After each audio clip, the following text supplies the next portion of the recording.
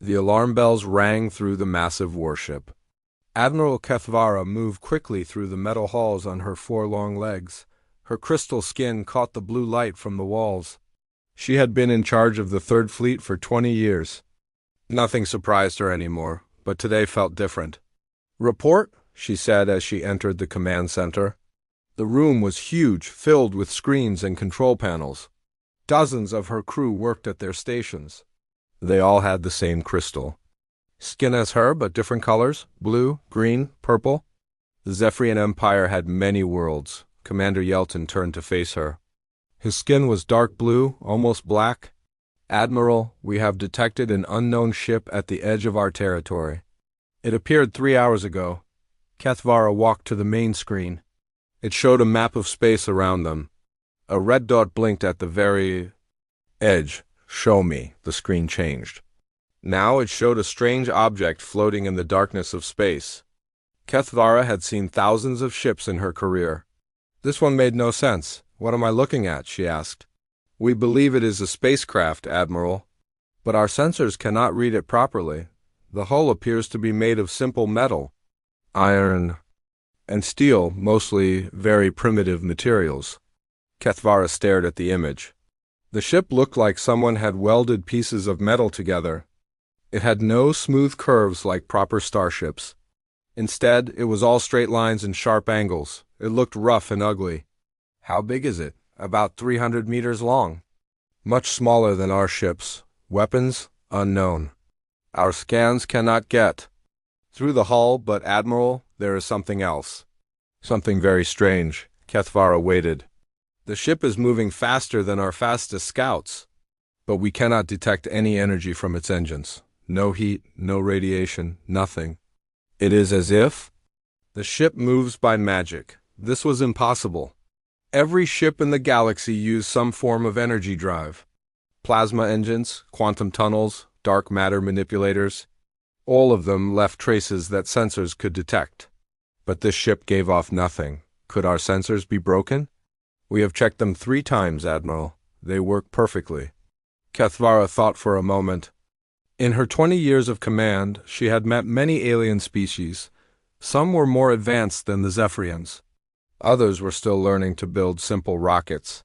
But all of them followed the same basic rules of physics. This ship seemed to ignore those rules. "Try to contact them." "We have been trying for 2 hours, Admiral. No response." "Keep trying. And prepare a boarding party. If they will not talk, we will go to them." Just then the communication officer called out, "Admiral, we are receiving a signal. Put it on screen." The image of the strange ship was replaced by an even stranger sight. A creature sat in what looked like a simple chair. It had only 2 arms and 2 legs. Its skin was not crystal-like theirs, but soft and pink. Hair grew from the top of its head. Most shocking of all, it had only 2 eyes.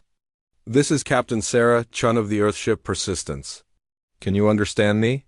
Kethvara was silent for a moment. The creature spoke in perfect galactic standard, the common language used by all spacefaring civilizations. But how did it learn their language?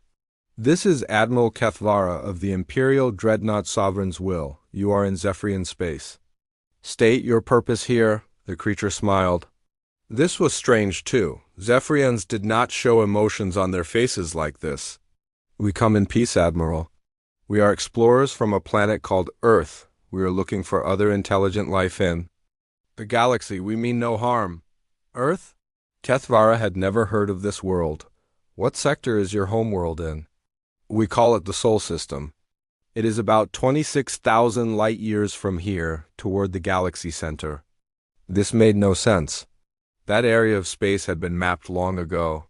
There were no advanced civilizations there. Only primitive worlds with simple life forms. That is impossible. Our charts show no spacefaring species in that region. Your charts might be old, Captain Chun said. "We only developed faster than light travel 50 years ago. We are new to space. 50 years? The Zephyrians had been traveling between stars for over 10,000 years. Most civilizations took at least 1,000 years to develop proper space technology. How could these humans do it so quickly?" Captain Chen, your ship appears to violate several laws of physics. Our sensors cannot understand how it works, the human laughed. Another strange behavior. I get that a lot. Our technology is probably different from yours. We had to make do with what we could find on our world. Before Kethvara could ask more questions, alarms began ringing again. This time they were different alarms. Combat alarms. Admiral, Commander Yelton called out. We have multiple ships approaching fast. They are not responding to our signals. The main screen changed again. Now it showed 5 ships moving toward them at high speed. Kethvara recognized them immediately. They were Kornak pirate vessels. Black metal hulls covered in spikes and weapon ports. The Kornak were raiders who attacked merchant ships and small colonies. Battle stations, Kethvara ordered. All crews to combat positions. The lights in the command center turned red. Crew. Members ran to their stations. Weapon systems came online. The massive dreadnought prepared for battle. Captain Chun, Kethvara said to the screen. You should leave this area immediately. Pirates are approaching. They will attack anything they see. We appreciate the warning, Admiral, but we will not. Run from bullies. Your ship is small and primitive. You cannot fight 5 Kornak raiders. Maybe, but we will not leave you to face them alone. Kethvara was shocked. This tiny ship with its strange crew was willing to fight beside them. It made no sense. The smart thing would be to run. The Kornak ships came closer. They were fast and deadly.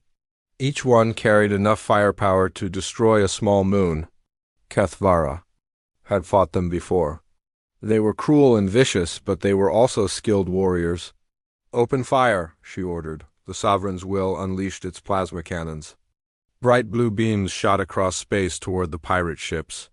The Kornak vessels dodged and weaved, avoiding most of the shots. Those that hit were absorbed by their energy shields. The pirates fired back. Red energy bolts slammed into the dreadnought's shields. Warning lights flashed as the shield generators worked harder. Through all of this, the small human ship seemed to be doing nothing.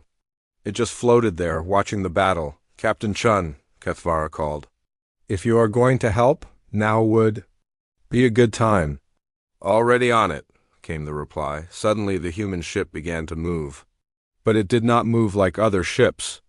Instead of graceful curves and smooth acceleration, it moved in sharp, quick bursts, like it was being pushed by explosions. The strangest part was the sound.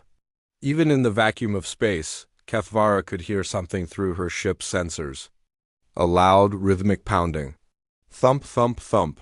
It sounded like primitive drums. What is that noise? Commander Yelton asked Dot before anyone could answer. The human ship opened fire. What came out was not energy beams or plasma bolts. Instead, solid metal objects shot from the ship at incredible speed. They were simple chunks of metal, but they moved faster than anything Kethvara had ever seen. The first pirate ship took 3 hits to its side. The metal projectiles punched right through its energy shields like they were not there at all. They tore holes in the hull and kept going. Coming out the other side, the pirate ship exploded. Impossible, whispered Yelton. The human ship kept firing. More solid projectiles shot across space. The Kornak pirates tried to dodge, but the metal chunks were too fast. Another pirate ship took a direct hit to its engine section. It broke, apart in a ball of fire. How are they doing that? Kethvara asked. Energy shields should stop solid projectiles easily. I do not know, Admiral. It makes no sense. The remaining 3 pirate ships focused their fire on the human vessel. Dozens of energy bolts hit it at the same time. But instead of being destroyed, the human ship seemed to absorb the hits. Its hull glowed red-hot, but it did not break apart. Their armor is made of simple metal, Yelton said, staring at his readings. How can it withstand that much energy? The human ship fired again. This time, something different came out. It looked like a small rocket, but it moved strangely. Instead of flying straight, it curved through space, chasing after one of the pirate ships. It is following them, Kethvara said in amazement. The rocket caught up to the pirate ship and exploded. The blast was small, but it hit at exactly the right spot on the hull. The pirate ship lost power and began to drift. The last two Corneck vessels decided they had seen enough. They turned and ran, disappearing into hyperspace. The battle was over. Kethvara stared at the screen. In less than 10 minutes, this small, primitive human ship had done what her massive dreadnought struggled to do. It had defeated Corneck pirates using weapons that should not work. "Captain Chun," she said slowly. "How?" the human smiled again. "Simple physics, Admiral. Sometimes the old ways work best." "But your weapons, they are just pieces of metal." "Very fast pieces of metal. We accelerate them using controlled explosions. Chemical reactions, nothing fancy." "And your armor?" "Steel and ceramic plates, layered and angled to deflect energy. Again, nothing fancy." Kethvara did not understand. These were ancient technologies. Every civilized species had moved beyond such primitive methods thousands of years ago. Yet somehow the humans made them work better than advanced weapons. "Captain Chun, would you be willing to meet in person? The Empire would like to learn more about your people." "Of course, Admiral. We came here looking for friends. I think we found some." As Kethvara prepared for the first formal contact with humanity, she had no idea how much this meeting would change everything. The galaxy was about to discover that sometimes the most advanced solution was also the simplest one. The human ship Persistence moved closer to the massive dreadnought. Its crude metal hull and primitive design looked like something from a museum. But Kethvara would never again mistake simple for weak. In the depths of space, two very different civilizations were about to meet. Neither one knew that this moment would reshape the entire galaxy. Dr. Velther stepped off the shuttle and looked around in confusion. This was supposed to be a human colony, but everything looked wrong. The buildings were simple boxes made of concrete and metal. No flowing curves or energy fields. No floating platforms or gravity manipulators. Just plain structures sitting on the ground like rocks. "Are you sure this is the right place?" he asked his assistant Nimara. "Yes, Doctor. This is New Geneva, the main human settlement in this sector." Velther shook his head. As the Empire's top scientist, he had visited colonies across the galaxy. They all looked similar, clean white buildings that floated above the ground, connected by energy bridges. This place looked like it was built by primitives. A human walked toward them. It was tall and thin, with brown skin and black hair. Like all humans, it had only 2 arms and 2 legs. Velther still found this disturbing.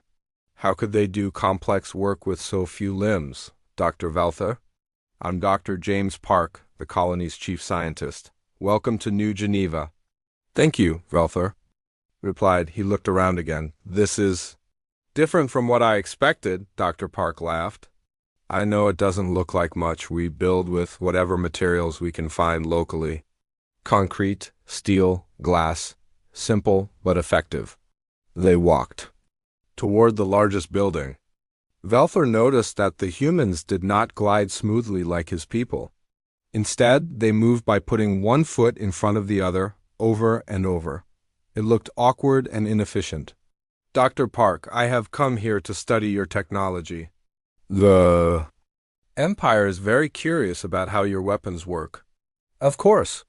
I've prepared several demonstrations for you. But I should warn you, our technology might seem backwards compared to yours." They entered the building. Inside, Velther saw more confusion. The humans sat in simple chairs at flat tables. They looked at small rectangular screens and pressed buttons with their fingers. No neural interfaces or thought-controlled systems. Everything was manual. "This is our computer center," Dr. Park said proudly. Velther stared at the primitive machines. "These are computers?" "Yes, each one can perform billions of calculations per second, but they are so crude." "Where are the quantum crystals?" "The neural networks? We don't use those. These run on silicon chips and electric current, binary logic, ones and zeros." This made no sense. Every advanced civilization used quantum computers that could process multiple realities at once. These human machines could only think in simple yes or no terms. Yet somehow they worked faster than quantum systems. Dr. Park showed him to a small room filled with weapons. Velther recognized some of them from the battle reports. Simple metal tubes with moving parts inside. "This is a rifle," Dr. Park said, picking up one of the weapons. "It fires solid projectiles using chemical explosives. May I examine it?" Of course. Velther took the weapon carefully. It was heavy and cold. He could see mechanical parts through openings in the metal. Springs, gears, small pieces that moved when he pulled the trigger. It was like looking at ancient clockwork. "You create explosions inside the weapon?" "Small ones. The explosion pushes a metal bullet down the barrel at high speed. Simple physics. But the weapon could explode in your hands." "Sometimes they do." "That's why we make them strong and test them carefully." Velther was amazed. Every other species had moved beyond chemical weapons centuries ago. They were dangerous, unpredictable, and limited. Energy weapons were safer and more powerful. Yet human chemical weapons had defeated Cornic energy shields. "Dr. Park, how do your projectiles penetrate energy barriers?" "Energy shields are designed to stop energy, right? Our bullets are just matter moving very fast. The shields don't know how to deal with that." It was so simple that it was brilliant, or so primitive that it was insane. Velther could not decide which. They moved to another room. This one contained vehicles. But again, they were nothing like what Velther expected. Instead of smooth hover cars, he saw crude machines with round wheels. "These are automobiles," Dr. Park explained. "We use them for transportation. They touch the ground?" "Yes, the wheels roll along the surface." Velther looked underneath one of the vehicles. He saw a large metal block connected to many moving parts. "What is this?" "The engine. It burns fuel to create power." "You create explosions in your vehicles too?" "Controlled explosions. Hundreds of them per minute. The explosions push pistons that turn the wheels." This was madness. The humans put bombs inside their transportation and rode on top of them. Any sensible species would use gravity manipulators or magnetic levitation. Safe, clean, efficient. Are they not dangerous? Sometimes. But we've been using internal combustion engines for over 100 years. We know how to make them reliable. Dr. Park started the engine. Velther jumped back as the machine began making loud noises. It sounded like continuous explosions, which he realized was exactly what it was. "Why do you not use gravity control or magnetic systems?" "We don't know how to make those yet.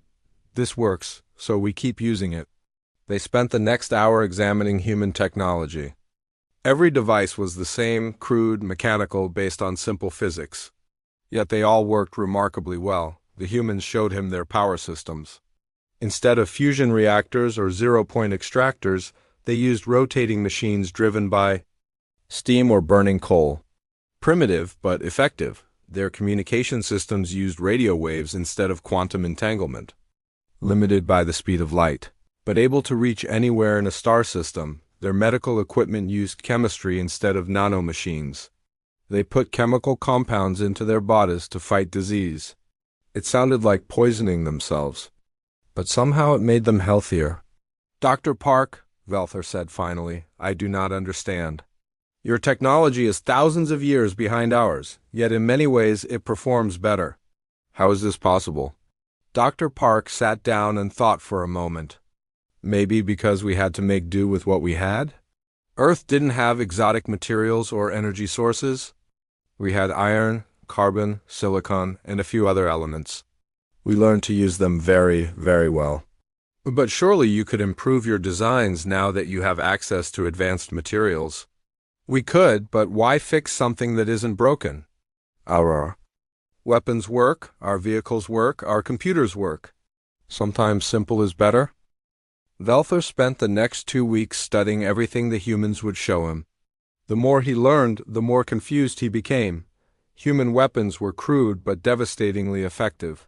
Their armor was primitive but incredibly tough. Their vehicles were simple but nearly indestructible. Most puzzling of all were their handheld devices. Dr. Park showed him something called a flashlight. It was just a metal tube with a light source inside. But when Velther tried to understand how it worked, he found layers of complexity. The light came from a device called an LED, a piece of specially treated silicon that converted electricity to photons. The electricity came from chemical batteries that used metal reactions to generate power. The control system used tiny electronic circuits etched onto silicon wafers. Each part was simple, but together they created a device that was more reliable than advanced Zephyrian light generators. "How long will this flashlight work?" Velther asked. "This model?" "About 50 hours of continuous use. Then you replace the batteries. And the light source?" "The LED should last about 20 years. Velther was shocked. Zephyrian light generators lasted only a few years before their quantum crystals degraded. They required expensive maintenance and rare materials. This human device used common elements and worked longer. On his last day at the colony, Velther made a disturbing discovery. He was examining a human computer when he realized something. The machine was processing information faster than his own quantum tablet. "Dr. Park, how is this possible?" "Your computer uses binary logic. It can only process one calculation at a time. Our quantum systems process multiple possibilities simultaneously." "True, but our computers are very, very fast at processing those simple calculations. And we've learned to break complex problems into millions of simple steps. But quantum computers should be infinitely more powerful." "In theory, yes, but quantum systems are fragile. They need perfect conditions to work. Our computers are robust. They work in any environment." Dr. Park showed him the computer's specifications. It could perform 2 billion calculations per second, continuously, for years without maintenance. Velther's quantum tablet was more sophisticated, but it was also temperamental and required frequent recalibration. That night, Velther sat in his quarters writing his report. How could he explain this to the Empire? Human technology violated everything they knew about technological development. Every other species in the galaxy had followed the same path. First, they mastered energy manipulation. Then they developed exotic materials. Finally, they learned to use quantum effects and dimensional physics. Humans had skipped all of that.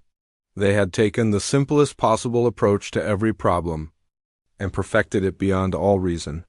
Their weapons were just metal pieces thrown very fast, but they threw them faster and more accurately than anyone thought possible.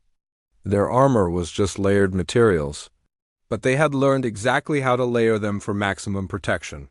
Their computers were just electrical switches, but they had made those switches incredibly small and fast. The result was technology that looked primitive but worked better than advanced systems.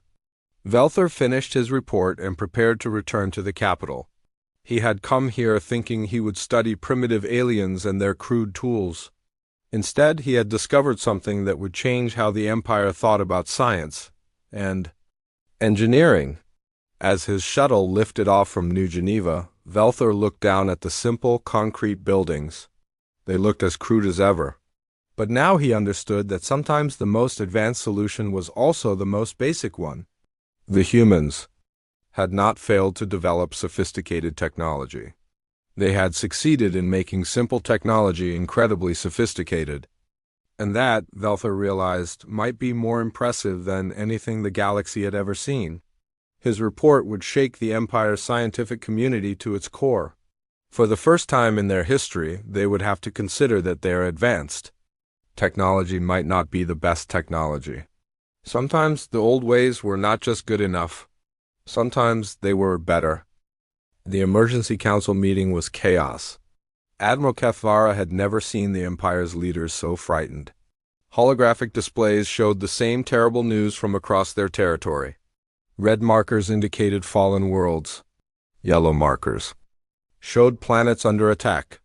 Only a few green markers remained, worlds that were still free. "How many ships have we lost?" Emperor Zarthik asked. His crystal skin had turned dark purple with stress. "Over 60% of the fleet, Your Majesty," replied Defense Minister Kelanova. "The sector bioweapons are unlike anything we have faced before. Explain. General Morvik stepped forward. His battle armor was scarred from recent fighting. The Sektar have created living warships. They are not built, they are grown. When our plasma weapons hit them, they absorb the energy and become stronger. When we use particle beams, they adapt their skin to deflect them. Our most powerful weapons make them more dangerous. What about their ground forces? Even worse. Their soldier creatures can survive direct hits from our energy weapons. They heal from wounds in minutes. They seem to learn from every battle, becoming harder to kill each time we fight them. Emperor Zarthik was silent for a long moment. The Sektar had been the Empire's enemy for centuries, but this was different. They had never been this powerful before. What do our scientists recommend? Dr. Velther spoke up from his position near the back of the room. Your Majesty, I believe we need to try a different approach. Our energy weapons are useless against enemies that eat energy. Perhaps we should consider more primitive methods. You mean the humans? Yes, Your Majesty. Their technology operates on completely different principles. Where we use energy, they use matter. Where we use complex systems, they use simple ones. The Sektar bioforms have never faced anything like human weapons. General Morvik shook his head. With respect, Doctor, the humans have only a few dozen ships. We need thousands to fight the Sektar. Perhaps quantity is not the answer, Veltha replied. Perhaps we need the right kind of weapon instead of more weapons. The Emperor considered this. 3 months ago, he would have laughed at the idea of asking primitives for help. But 3 months ago, the Empire was not losing a war. Send a message to the humans, ask for their assistance. 2 days later, Colonel Marcus Rodriguez stood on the bridge of the human carrier ship Indomitable. Around him, his crew prepared for battle. They were all volunteers, men and women who had left their families to help a distant alien empire fight an unknown enemy. Colonel, called his communications officer, we're receiving a signal from Admiral Kethvara. Put her on screen. The Zephyrian Admiral appeared on the main display. Her crystal skin looked tired, and Marcus could see stress in her 4 eyes. Colonel Rodriguez, thank you for coming. The situation is very bad. The Sektar have taken 3 more worlds since we called for help. We're here now, Admiral. What can you tell us about the enemy? They use biotechnology exclusively. Living ships, living weapons, living armor. Everything they have is organic and can adapt to our attacks. Marcus nodded. He had studied the reports during the journey from Earth. The Sektar sounded like a nightmare enemy, creatures that evolved in real time to counter whatever was used against them. What's our target? The world of Altair Prime. It has been under siege for 6 days. The population is hiding in underground shelters, but they won't last much longer. We need to break the blockade and destroy the Sektar ground forces. How? Many enemy ships? 15 biocruisers, each one the size of a small moon, plus hundreds of smaller attack creatures. Marcus looked at his own fleet. 12 human warships and 2 supply vessels. They were outnumbered more than 10 to 1. Admiral, are you sure you want us to do this? Those aren't good odds. Kethvara's expression was grim. Colonel, if you cannot do it, then no one can. We have already lost 2 fleets trying to retake Altair Prime. Understood? We'll handle it. The human fleet moved toward Altair Prime at maximum speed. As they approached the planet, Marcus could see the enemy forces on his screens. The Sektar bioships looked like enormous sea creatures floating in space. Their hulls rippled and moved, like living skin. Gunports opened and closed like breathing mouths. Gross, muttered his weapons officer, Lieutenant Chun.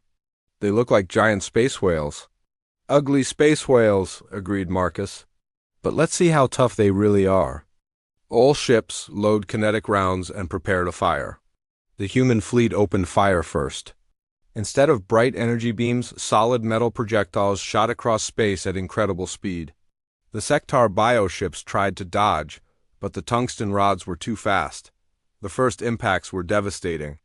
The dense metal rods punched through the organic hulls like bullets through paper.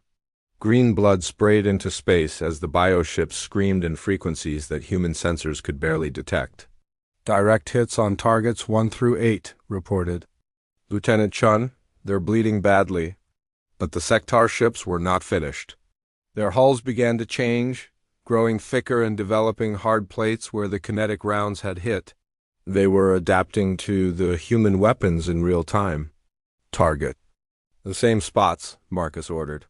Don't let them finish adapting. More kinetic rounds slammed into the wounded bioships. The creatures tried to grow new armor, but the human weapons were too fast. Before they could finish changing, new projectiles tore through their hulls. 3 bioships exploded in clouds of organic matter. 2 more lost power and began drifting helplessly. The remaining sector ships fought back. They fired living projectiles, creatures that looked like giant insects with razor-sharp claws. These biomissiles could change direction in flight, hunting down their targets like predators, but human point defense systems were ready. Rapid-fire cannons filled space with metal fragments. The biomissiles were shredded before they could reach their targets. Their weapons can't get through our defensive fire, reported Lieutenant Chun. The living missiles are too fragile. The space battle lasted only 30 minutes. When it was over, all 15 sector bio-cruisers had been destroyed or disabled. The human fleet had taken minor damage, a few hull breaches and some burned-out sensors. Well, that was easier than expected, Marcus said. Now, for the ground forces, landing on Altair Prime was more difficult. The sector had covered the planet with their warrior creatures. These beings looked like a cross between giant insects and armored dinosaurs. They had multiple legs, razor-sharp claws, and thick armor plates covering their bodies. Human dropships landed outside the capital city. As the doors opened, Marcus could see the enemy forces moving toward them. Hundreds of warrior creatures scuttled across the landscape like a living tide. Remember your training? Marcus called to his troops. These things are tough, but they're still made of meat and bone. Aim for the joints and weak spots. The human soldiers were wearing powered armor, mechanical suits that made them stronger and faster. The armor was crude compared to Zephyrian equipment, but it was also much simpler and harder to break. The sector warriors attacked first. They moved incredibly fast, leaping over obstacles and climbing walls like spiders. Their claws could cut through steel, and their armor could deflect most energy weapons, but they had never faced human projectile weapons. The soldiers opened fire with their assault rifles. High-velocity bullets struck the charging creatures, punching through their armor at the weak spots. The warriors screamed and fell, their green blood soaking into the ground. Some creatures survived the initial hits and kept charging. But human weapons fired very fast, putting multiple rounds into each target until it stopped moving. "These bullets really work," called Sergeant Kim over the radio. "The creatures can't adapt fast enough." The battle moved into the city streets. Sector warriors tried to use buildings for cover, but human weapons could shoot through most materials. Concrete and metal provided no protection against high-powered rifles. Marcus led a squad toward the city center, where the largest group of civilians was hiding. They had to fight through dozens of enemy creatures, but the result was always the same. Human weapons killed sector warriors faster than they could adapt. "Colonel," called his radio operator, "we're getting reports from other landing zones. All human forces are advancing successfully. Enemy resistance is collapsing." But the strangest victory came from an unexpected source. The human cyber warfare specialists had been trying to disrupt sector communications. These creatures used bio-neural networks, living computers made of brain tissue. The aliens had always assumed these biological systems were unhackable. They were not electronic, so conventional computer viruses should not affect them, but human hackers had a different approach. Instead of trying to attack the hardware, they attacked the logic patterns. They created simple programs that found flaws in how the biocomputers processed information. "It's working," reported Technical Sergeant Walsh from her mobile command station. "Their neural networks are crashing. The warrior creatures are losing coordination." Across the battlefield, sector forces began acting confused. Some warriors attacked their own allies. Others wandered in circles or stood motionless. Their perfect biological coordination had been destroyed by simple computer viruses. Within 6 hours, the battle for Altair Prime was over. Every Sector warrior on the planet had been killed or had fled. The human forces had suffered only light casualties. Admiral Kefvara arrived on the planet the next day. She walked through the battlefield with Colonel Rodriguez, looking at the destroyed enemy forces. "I do not understand," she said. "The Sector warriors could survive direct hits from our most powerful plasma cannons. How do your bullets kill them so easily?" "Same reason our ships worked in space," Marcus replied. "Their biology is designed to handle energy attacks. Living tissue can absorb and redirect energy, but it can't adapt to physical trauma fast enough. A high-velocity bullet does mechanical damage that no amount of evolution can ignore. And the cyber attack. Their biocomputers are very sophisticated, but they still process information using logical patterns. We found flaws in those patterns and exploited them. It doesn't matter if a computer is made of silicon or brain tissue, bad logic is bad logic." Kefvara stopped walking and looked at a destroyed Sector warrior. The creature had been hit by dozens of bullets, and its armor showed no signs of adaptation. "Colonel, your people have done something remarkable here. You have defeated an enemy that we could not even fight effectively." "We had advantages," Marcus admitted. "Our weapons work differently than yours. The Sector had never seen anything like them. But there is more to it than that. Your soldiers fought with a precision and coordination that our troops struggle to match." "How do you achieve such teamwork without telepathic links?" Marcus smiled. "Training, mostly, and something we call trust. Each soldier knows that every other soldier will do their job. We don't need to read each other's minds because we understand each other's thinking. This is difficult for us to comprehend. Zephyrian troops require constant communication to coordinate effectively. Your soldiers seem to know instinctively what to do. Maybe that's because we've been fighting wars longer than anyone else. In the galaxy, humans have been perfecting warfare for thousands of years. We've learned to work together in ways that don't require technology." As they walked back to the landing zone, Kefvara realized that the humans had brought more than just different weapons to this battle. They had brought a different way of thinking about combat itself. The Empire's military doctrine was based on superior technology and overwhelming firepower. The humans had won through simplicity, adaptability, and teamwork. News of the victory at Altair Prime spread quickly through the galaxy.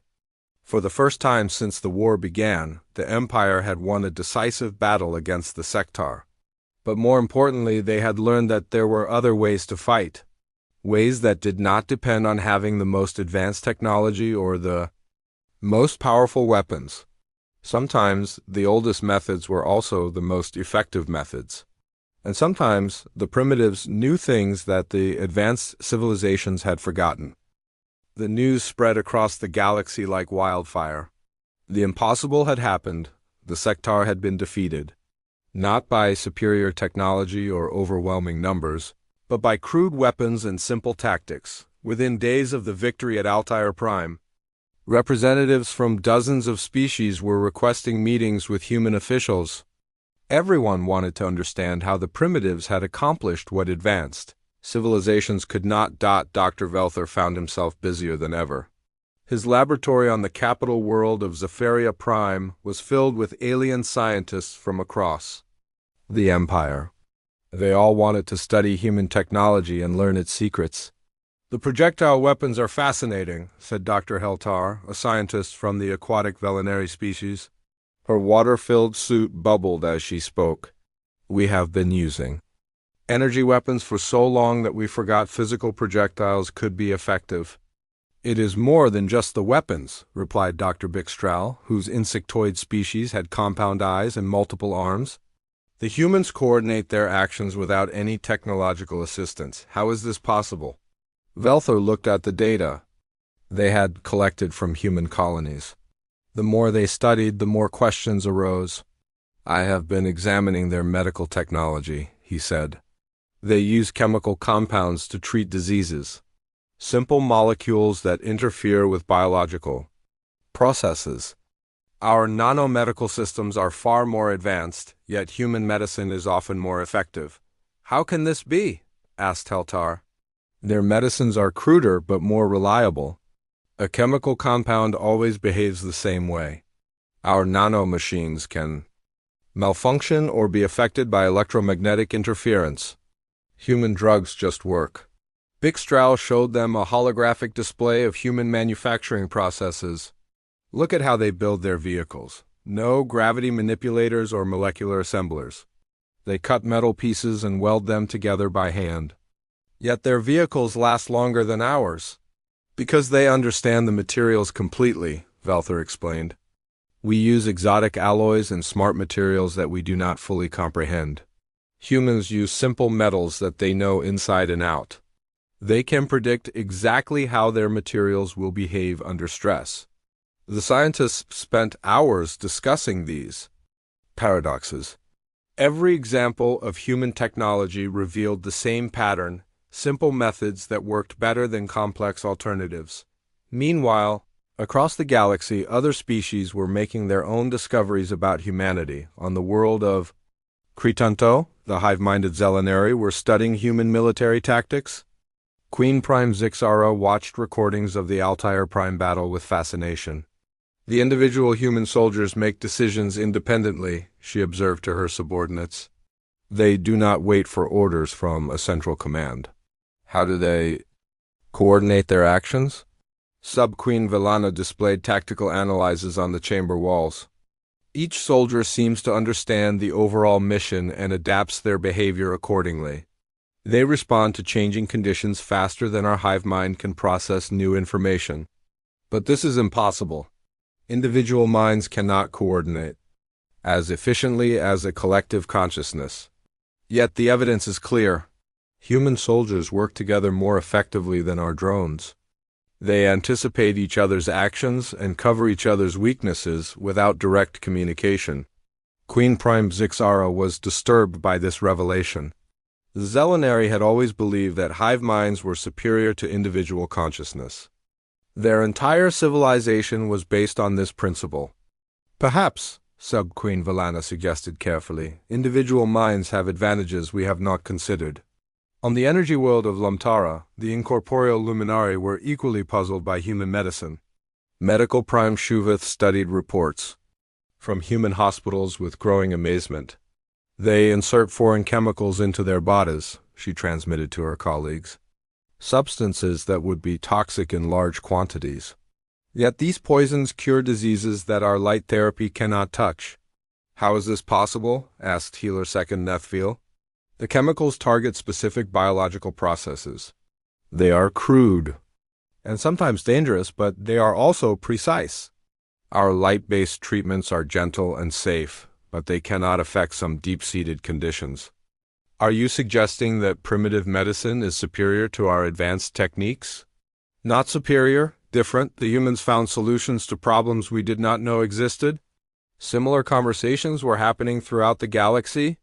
Every species was discovering that their advanced technology had blind spots, problems that human primitive methods could solve. More effectively, Dr. Velther was trying to understand the bigger picture.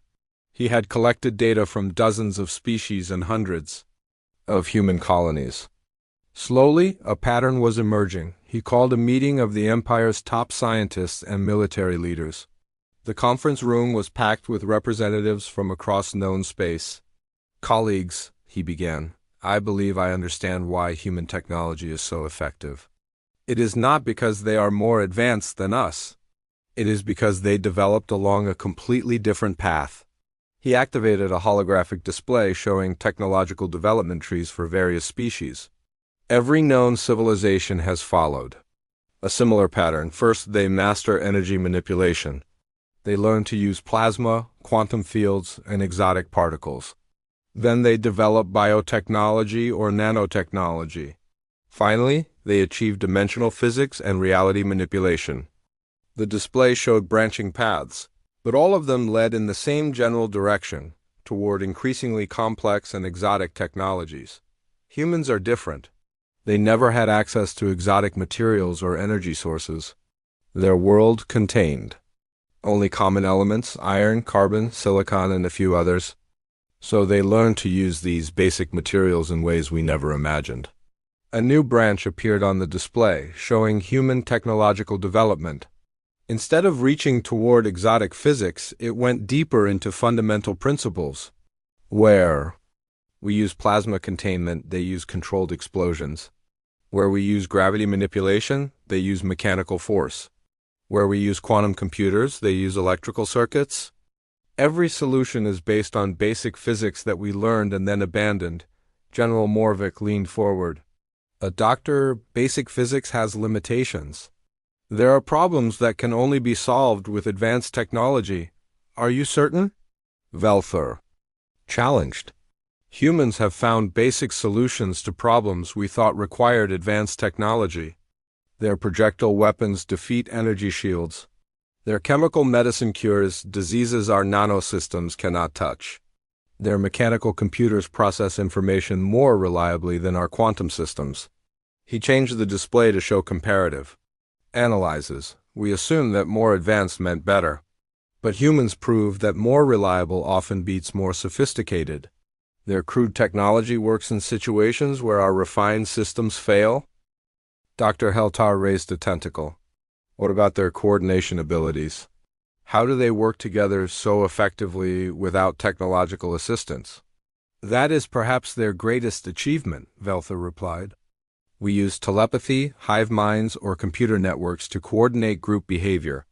Humans develop something else. They learn to predict each other's actions based on shared training and experience. You mean they can read minds? Not exactly.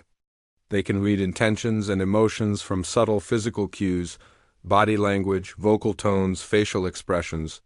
They communicate constantly at a subconscious level. The room was silent as everyone absorbed this information. Furthermore, Velther continued, humans train extensively for teamwork. They practice working together until it becomes instinctive. Their military units spend months learning to function as a single organism but without losing individual creativity. This gives them advantages we never considered. A hive mind is efficient but predictable. Individual minds working together are chaotic but adaptable. Humans can change tactics instantly while maintaining coordination. Emperor Zartheg had been listening quietly. Now he spoke up.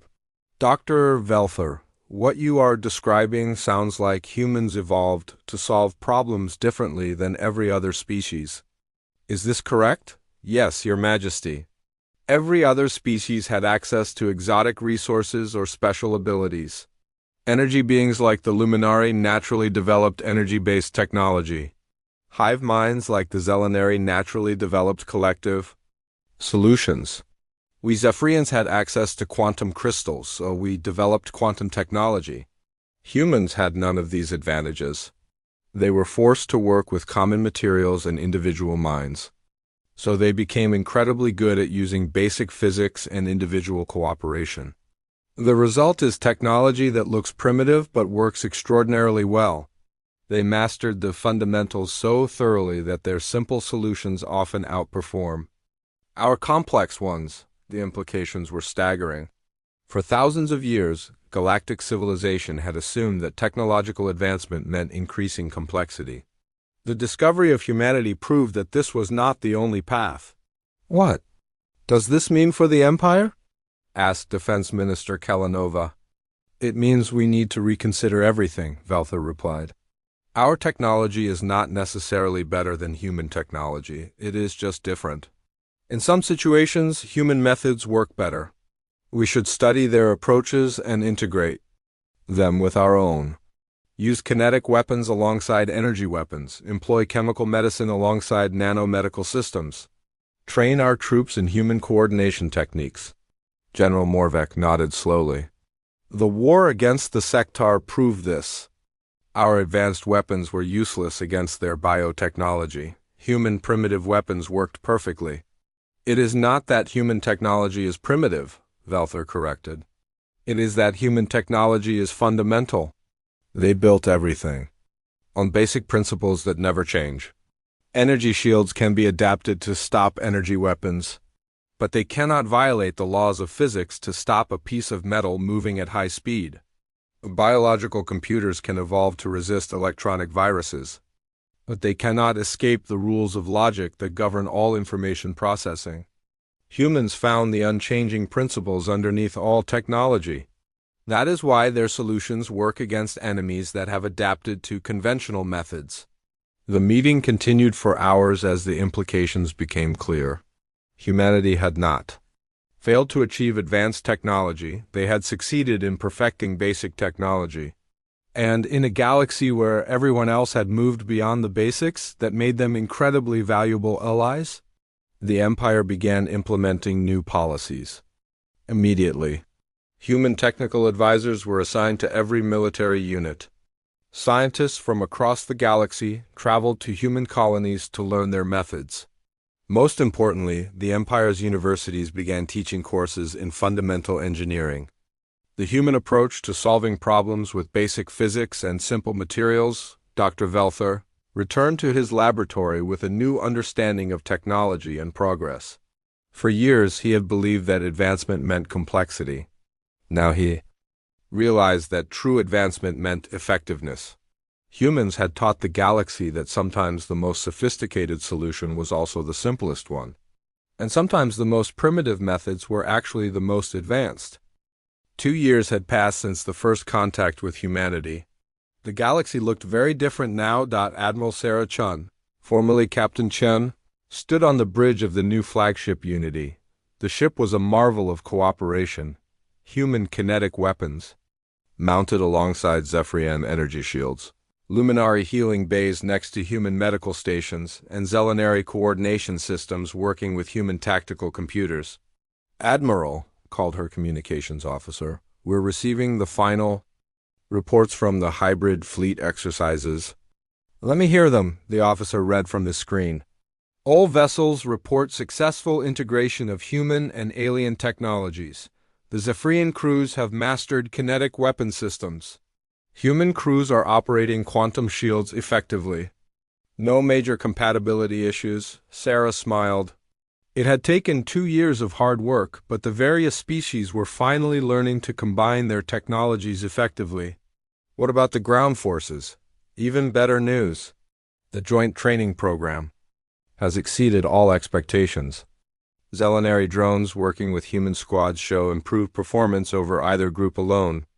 The luminary energy healers and human field medics make an incredibly effective medical team." Admiral Kefvara entered the bridge. Her crystal skin had returned to its normal blue color, no longer dark with stress. The war with the Sector was over, and the Empire was stronger than ever. "Admiral Chun," she said formally, then smiled.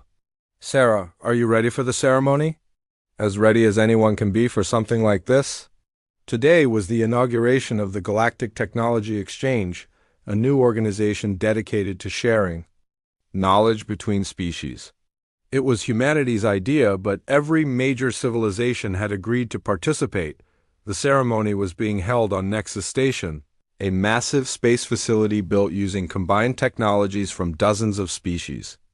The station itself was proof of what cooperation could achieve. Human structural engineering supported by Zephyrian energy systems, with living biocomponents from reformed Sector colonies. Yes, even the Sector had joined the alliance.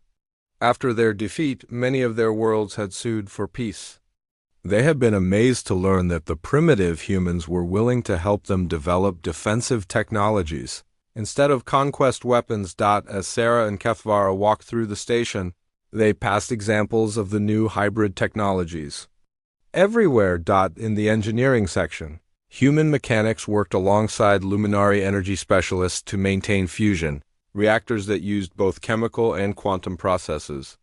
The reactors were more reliable than pure quantum systems, but more efficient than pure chemical systems. In the medical bay, zelenary biospecialists collaborated with human doctors to develop treatments that combined nanotechnology with traditional chemistry.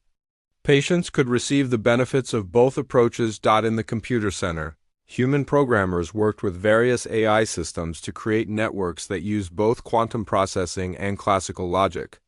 The result was computing power that was both incredibly fast and completely reliable.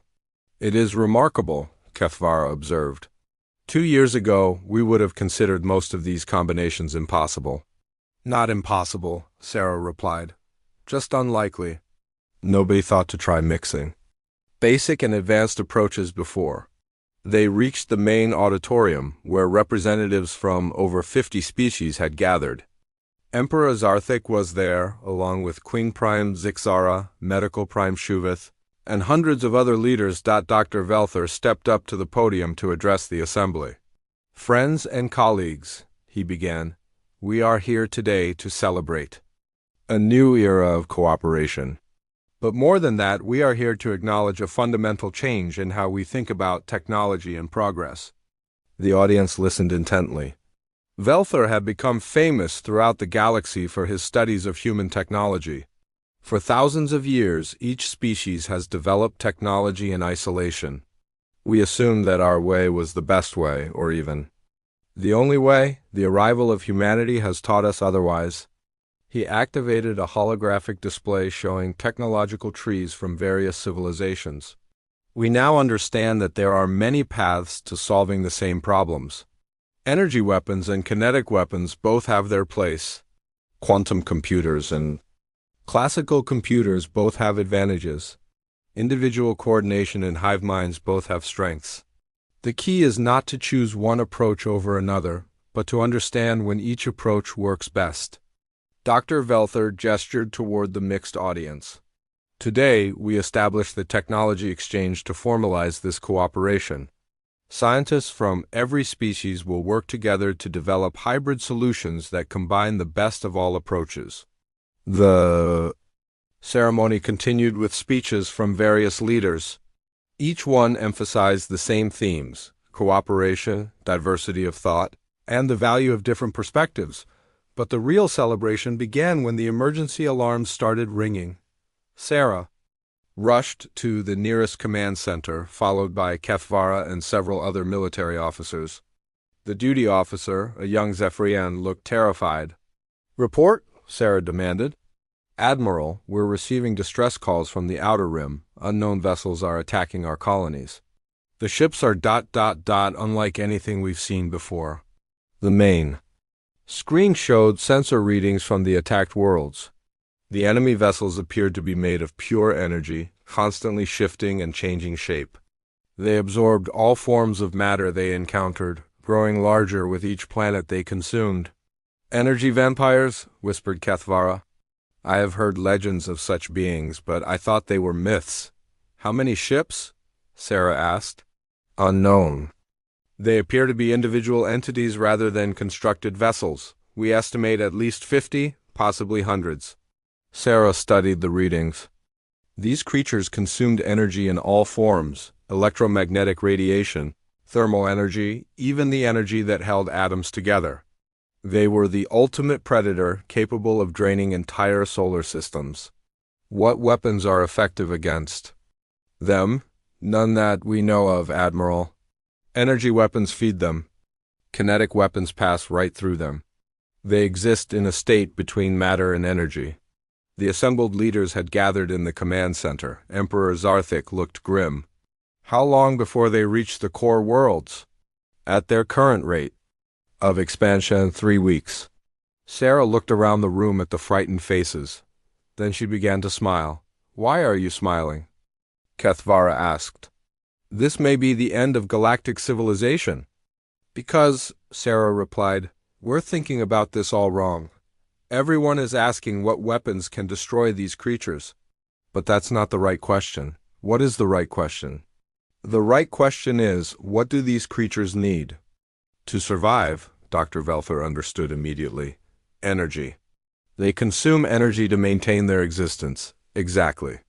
And what happens if they can't find any energy to consume? They would starve?" Sarah nodded. "We can't destroy them with weapons, but we don't need to. We just need to remove their food source." She turned to the assembled leaders. We're going to do something that no advanced civilization has ever attempted. We're going to go primitive. Completely primitive. I do not understand, said Emperor Zarthik. We're going to shut down every energy source in the threatened systems. No plasma reactors, no quantum generators, no energy weapons. We'll use only mechanical systems, diesel engines, steam power, chemical batteries. But that would cripple our technology, not all of it. Humans have been building effective technology without exotic energy sources for centuries. We can do it again. Sarah called up tactical displays showing the threatened sectors. We evacuate the populations using mechanical transport. We power our ships with combustion engines and chemical rockets. We arm them with kinetic weapons and explosive warheads. No energy signatures for the creatures to track or consume. Once the energy vampires enter a dead system with no energy to consume, they'll weaken. Then we hit them with old-fashioned firepower, bullets, bombs, and missiles. The plan was audacious and seemingly impossible, but over the next few days it began to take shape. Human engineers worked around the clock to retrofit alien ships with primitive propulsion systems. Zephyrian vessels had their quantum drives replaced with chemical rockets. Luminari ships were equipped with diesel generators instead of energy taps. The most difficult challenge was convincing advanced species to trust primitive technology. Many had not used combustion engines or chemical power in thousands of years. But human technical advisors were everywhere, teaching alien crews how to maintain and operate the simple systems. Remember, human mechanics told nervous Zephyrian engineers, these engines are not sophisticated, but they are reliable. Keep the fuel flowing, watch the temperature gauges, and they will work. Meanwhile, weapons specialists worked to convert energy-based armaments to kinetic systems. Plasma cannons were replaced with railguns. Particle beam arrays became missile launchers. The most important change was in the crews themselves. Species that had relied on technological aids for everything had to learn to work manually. Gravity boots instead of artificial gravity, mechanical controls instead of neural interfaces, chemical lights instead of energy illumination. 3 weeks later, the primitive fleet was ready. Admiral Chun commanded the operation from the bridge of a converted Zephyrian dreadnought.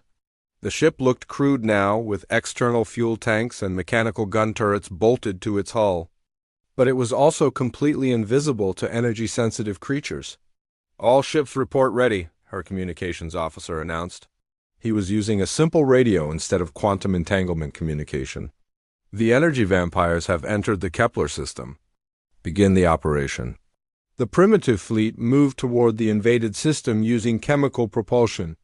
Their engines burned hydrocarbons and produced simple thrust, leaving no exotic energy signatures. When they arrived, they found the energy vampires in a feeding frenzy. The creatures had drained 2 planets completely, reducing them to cold rocks floating in space. The creatures themselves had grown enormous, some reaching the size of small moons. But they were also confused. For the first time in their existence, they could find no energy to consume. The system was completely dead, no reactor signatures, no quantum fields, no electromagnetic emissions beyond natural stellar radiation. Sensors show the creatures are weakening, reported the science officer. They're beginning to collapse into more solid forms. All ships commence firing. The primitive fleet unleashed everything they had. Kinetic projectiles, chemical explosives, and simple missiles streaked toward the energy vampires. For the first time, the creatures could not absorb the attacks. Solid matter struck solid matter, causing real damage. The battle was brief but decisive. Without energy to sustain them, the vampires could not maintain their ethereal forms. They solidified into vulnerable targets that primitive weapons could destroy. Within hours, the threat was over. News of the victory spread quickly throughout the galaxy. Once again, primitive human technology had saved advanced civilizations from destruction. But more importantly, the battle had proven the value of the new cooperative approach. No single species could have developed the solution alone. It required human knowledge of primitive technology, Zephyrian manufacturing capabilities, luminary energy expertise, and zelenary coordination. Admiral Chung returned to Nexus Station as a hero. The technology exchange was no longer just a good idea, it was essential for galactic survival. Dr. Velther met her at the docking bay. "Admiral, you have done it again. You have found a simple solution to an impossible problem." "Not just me, Doctor. All of us working together. That's the real lesson here." "What do you mean?" "For too long, every species tried to solve problems alone using their own preferred methods. We assumed that more advanced was always better. But sometimes the old ways work best. And sometimes you need to combine old and new to create something even better." Sarah looked around at the mixed crews working on the station, humans alongside aliens. Primitive tools next to advanced systems, all working together toward common goals. "The galaxy is changing, Doctor. We're learning that diversity of thought is our greatest strength. Not just diversity of species, but diversity of approaches to solving problems." "Are you saying that primitive technology is superior to advanced technology?"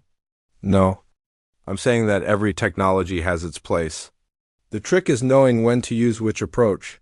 Sarah walked toward the administrative section of the station, where the technology exchange would begin its work of cataloging and sharing knowledge from across the galaxy. "We've learned something important over the past 2 years.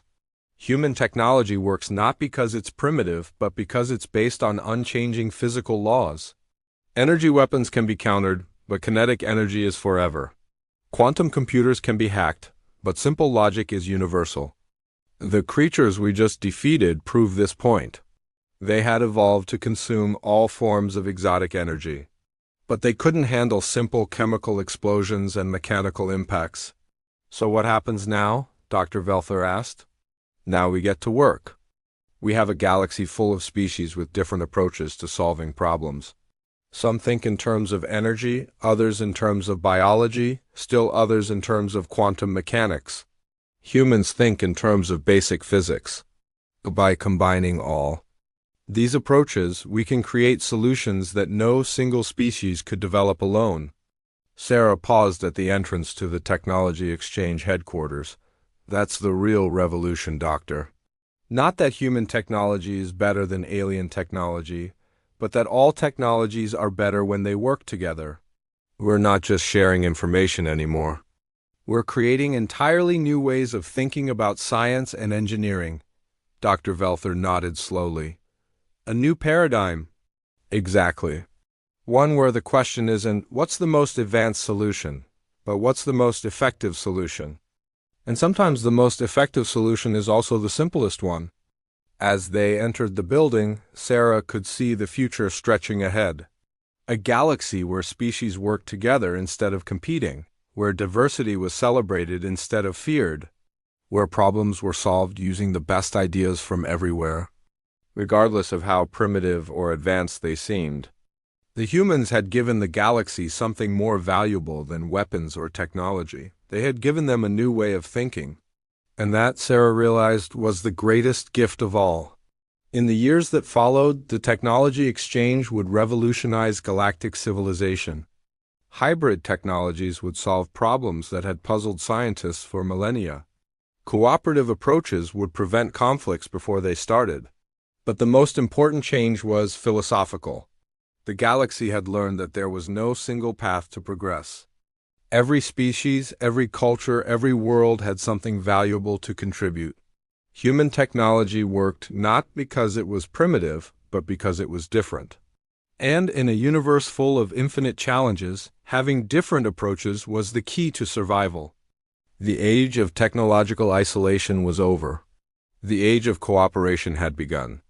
And at the center of it all were the humans, the species that had taught the galaxy that sometimes the old ways were not just good enough.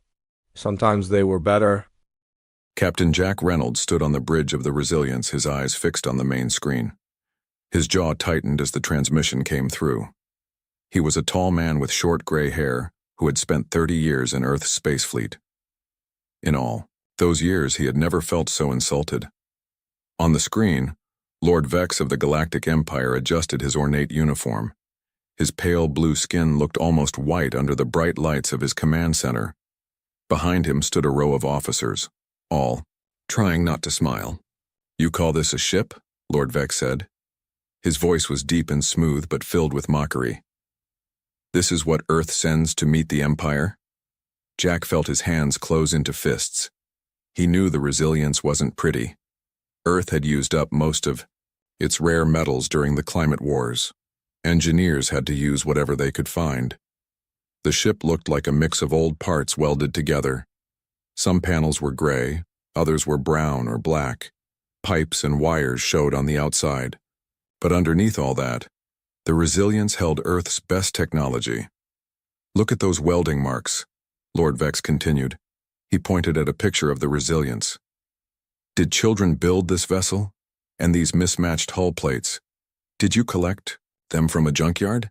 The Imperial officers behind him now laughed openly. One of them whispered something, and Lord Vex smiled wider. "And what is this designation? 07JF? Lord Vex read from a datapad. "Let me guess what that means. 0 capability, 0 threat, 7 junk freighters glued together." The Imperial Command Center filled with laughter. Jack felt his face grow hot. Next to him, Lieutenant Emma Davis, the ship's tactical officer, stood with her back straight, and her face blank. But Jack could see the anger in her eyes. Emma was young, maybe 30, with short black hair and dark skin. She had worked on the Resilience since it was built. "Sir," she whispered to Jack. "They don't know what they're talking about." "I know," Jack said quietly. "Let them laugh." On the screen, Lord Vex was still enjoying himself. "Your application to join the Galactic Council has been received, Captain Reynolds, and it has been denied." He picked up a physical copy of Earth's application and tore it in half. "The Empire does not associate with primitive species who think scrap metal qualifies as a starship." The screen went black as the transmission ended. Admiral Thomas Harris, who had been watching from the side of the bridge, stepped forward. He was older than Jack, with a completely bald head and tired eyes. "Well," he said, "that could have gone better." Emma turned to face them both. "Sir, they just insulted Earth in front of the entire galaxy. That transmission was broadcast on all channels. Everyone saw it." "Yes," the Admiral said. "They meant to embarrass us, to show everyone how weak they think we are." Jack walked to the front window of the bridge. From here, he could see the curved edge of Earth's atmosphere, glowing blue against the blackness of space. "What do we do now, sir?" he asked the Admiral. Admiral Harris joined him at the window. "Now?" He paused. "Now we show them what humans can really do." 2 hours later, Jack walked through the narrow corridors of the Resilience with Dr. Alan West, the ship's chief engineer. Alan was a short man with wild gray hair and hands that never seemed to stop moving. "They think we're just a bunch of cave people playing with leftover parts," Alan said as they walked. "That's exactly what we wanted." They stopped at a section of wall that looked like all the others. Mismatched metal with visible seams. Alan pressed his hand against it and a hidden door slid open. Inside was a small elevator. "This goes to the real heart of the ship," Alan said. "Most of the crew doesn't even know it exists." The elevator took them down, deep into the center of the Resilience. When the doors opened, Jack stepped into a room that looked nothing like the rest of the ship. Here, everything was smooth, clean, and clearly advanced. The walls glowed with soft blue light, and screens showed data that moved. Too fast for Jack to read. "Welcome to the true Resilience," Alan said with pride in his voice. "This is what we've been hiding." Jack had seen this room before, but it still amazed him. The Empire thinks we're hundreds of years behind them, which is exactly the point. Alan led him to a large circular platform in the center of the room. They build their ships to be perfect, symmetrical, beautiful, powerful, but that makes them predictable. Alan waved his hand over the platform, and a 3D image appeared, a detailed model of the Resilience. "See these weird hull plates they laughed at?" Alan pointed to the outer shell of the ship. "Each one contains thousands of tiny sensors. They look different because they're designed to detect different things: heat, radiation, energy signatures, everything. The image zoomed in, showing the complex technology hidden within the ship's rough exterior. And the welding seams they mocked? Those contain our quantum communication system. They can transmit data instantly to any part of the ship or back to Earth, no matter the distance. Jack nodded. And they think it's just poor craftsmanship. Exactly. Alan clapped his hands together. But this is the best part. He changed the image to show the very core of the resilience. Inside was what looked like a ball of liquid silver, constantly moving and changing shape. Smart matter, Jack said quietly. Yes. Our greatest achievement. Alan's voice was full of pride. Billions of nanites working together, learning and adapting. They can rebuild and repair any part of the ship in seconds. They can even change the ship's internal structure if needed. Jack watched the moving silver substance with fascination. Does it work? Have we tested it in real conditions? Simulations only, Alan admitted. That's why we've been trying to join the Galactic Council peacefully. We needed more time to perfect it. He turned to Jack with a serious expression. But now that the Empire has rejected us, we might not have that time. You think they'll attack? Jack asked. I think they see us as a primitive species with resources they might want. And primitive species don't need to be respected. They need to be conquered. Jack's communicator beeped. It was Emma from the bridge. Captain, she said, her voice tense. We're picking up unusual movement at the edge of our solar system. Multiple Imperial ships have just dropped out of hyperspace. They're on an approach vector toward Earth. Jack looked at Alan. Seems like you were right. Always the pessimist, Alan said with a sad smile. What are your orders, Captain? Jack thought for a moment. Then his face hardened with determination. Tell the crew to prepare for contact, he said into his communicator. But not as they expect. It's time to show the Empire what 07JF really means. As Jack and Alan hurried back to the elevator, the ship's warning systems began to sound. The Resilience, Earth's ugly, mocked, underestimated vessel, was about to face its first real test. And the Empire was about to learn a painful lesson about judging a ship by its appearance. Imperial ships entering the outer solar system, Emma reported from her station on the bridge. Her fingers moved quickly over the control panel as she tracked the incoming vessels. I count 5 cruisers, heavy class. Jack stood behind her, watching the screen. The Imperial ships looked beautiful, smooth, white curves with glowing blue engines. Each one was at least 3 times larger than the Resilience. Time until they reach us? He asked. At their current speed, 4 hours, Emma said. They're moving slowly, almost like they're not worried about us. Admiral Harris joined them at the tactical station. They're not worried. They think we're primitive. Let's use that. Jack nodded. Prepare the crew for action, but keep our real systems hidden. When they scan us, I want them to see exactly what they expect.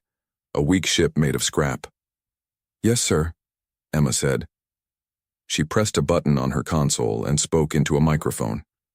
All hands, battle stations. This is not a drill. I repeat, this is not a drill.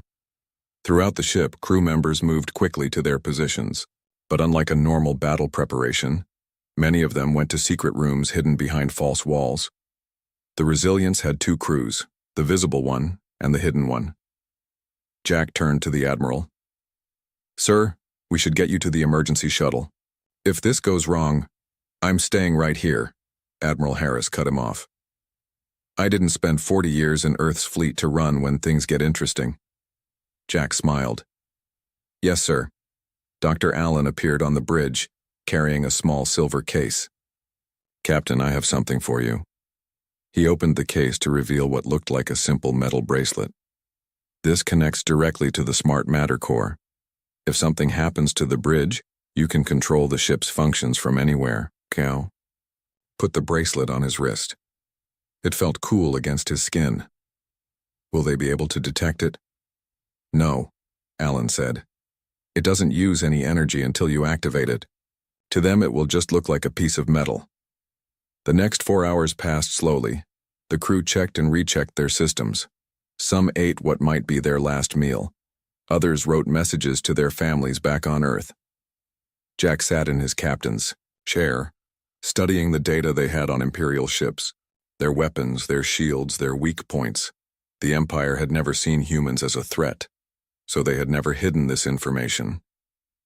Finally, Emma looked up from her station. "They're here, Captain. The Imperial ships have entered Earth orbit. They're hailing us." Jack straightened in his chair. "Put them on screen." The main screen lit up, showing the bridge of the lead Imperial cruiser. Lord Vex stood in the center, looking even more smug than before. "Captain Reynolds," he said with a cold smile, "I hope we're not interrupting anything important, like perhaps repairing your interesting vessel?" Jack kept his face neutral. "Lord Vex, what brings the Empire to Earth?"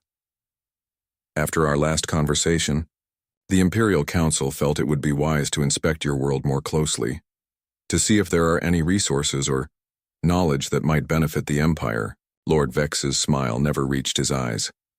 "We'll begin with your ship. Prepare to be boarded." "Boarded?" Jack repeated. "We have not agreed to that." Lord Vex laughed. "You misunderstand, Captain. I am not asking for permission." The smile disappeared from his face. "You will open your docking bay in 1 hour, or we will open it for you. Is that clear?" The screen went dark before Jack could respond. "They're going to try to take the ship," Emma said quietly. "Yes," Jack agreed. "And that's exactly what we want." 1 hour later, the Resilience opened its main docking bay. A small, Imperial shuttle entered, carrying 20 soldiers in white armor and 2 officers in dark blue uniforms. Jack, Emma, and a small group of crew members met them at the airlock. They had all changed into simple gray uniforms with no weapons. The Imperial officers stepped forward. The taller one spoke first. "I am Commander Dex of the Imperial Fleet. By order of Lord Vex, this vessel is now under Imperial control. You will provide us with full access to all systems and technologies." Jack bowed his head slightly. "Of course, Commander. We are a peaceful people. We will cooperate fully." Commander Dex looked surprised for a moment, then smiled. "Good. Very sensible.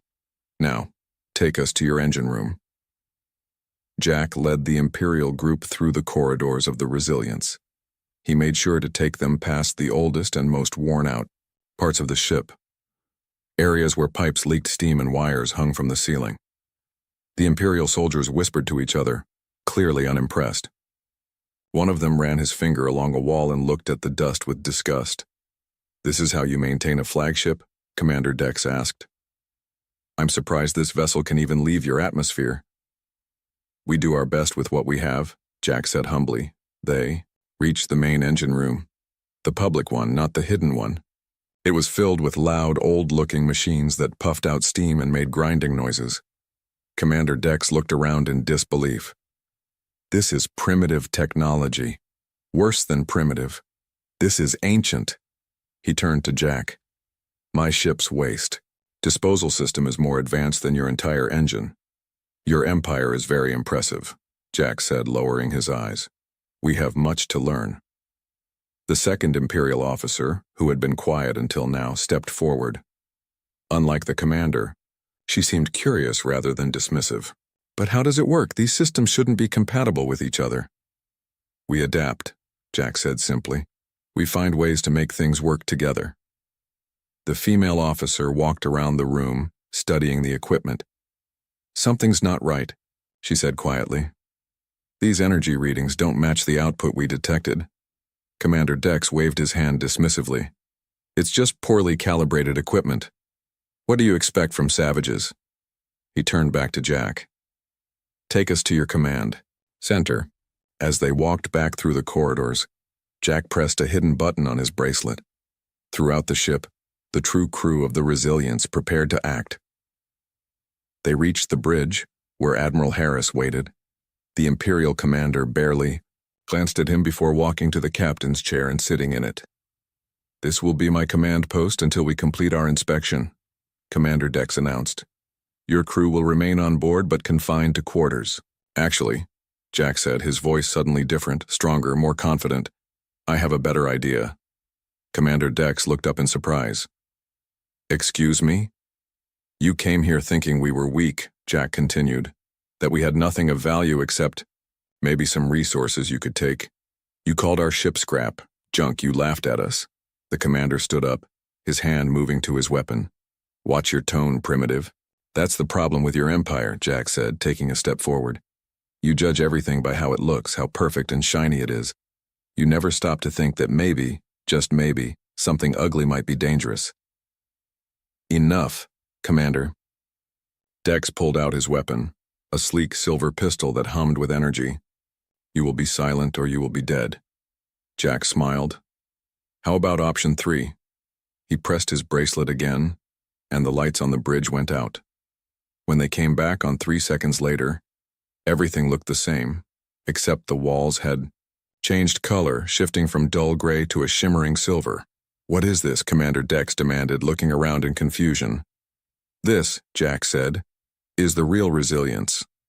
Not what you see, but what you missed. The silver color spread across the floor, flowing like water. It reached the Imperial soldiers and began to climb up their legs. Their weapons melted in their hands, the metal flowing away like quicksilver. Smart matter, Jack explained as the Imperial officers stared in horror. Billions of tiny machines that can become almost anything.